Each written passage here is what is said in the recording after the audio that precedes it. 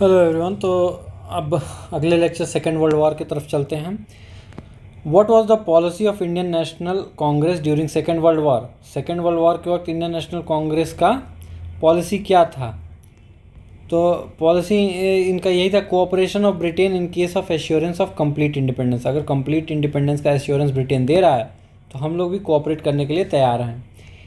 ठीक है, 1939 में शुरू हो गया था Second world War. Indian National Congress had collaborated with British in Second world War. गलत बात है, because they were expecting to complete independence. ये भी गलत बात है, तो दोनों गलत स्टेटमेंट दिया हुआ है।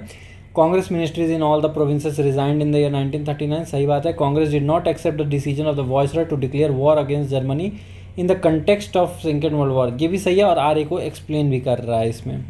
ठीक है, 17 अक्टूबर 1939 को लॉर्ड लिलिंगथो जो हैं, वायसराय जो हैं इंडिया के, इन्होंने जर्मनी के अगेंस्ट इंडिया को भी वॉर में डिक्लेयर कर दिया कि इंडिया भी वॉर लड़ रहा है जर्मनी के खिलाफ।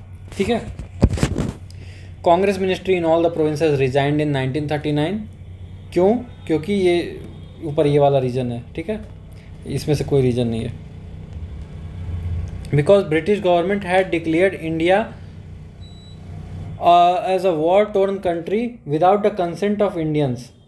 ठीक है, ये मेन रीज़न था कि वॉर में ढकेल दिया फालतू में बिना पूछे ही। When did second world war end? Second world war 1945 में ख़त्म हुआ था और वही हिरोशिमा नागासाकी पे जब बम गिरा था उसके बाद जापान ने सरेंडर किया, तब जाके ख़त्म हो गया था। Who was the British prime minister of Britain during second world war? तो विंस्टन चर्चिल जो थे वो प्राइम मिनिस्टर थे ब्रिटेन के सेकेंड वर्ल्ड वॉर के दौरान। 1940 से 45 तक रहे थे और फिर 1951 से 55 दोबारा चुन के आए थे। तो इसमें इतना ही क्वेश्चन था। चलिए, थैंक यू, आगे बढ़ते हैं।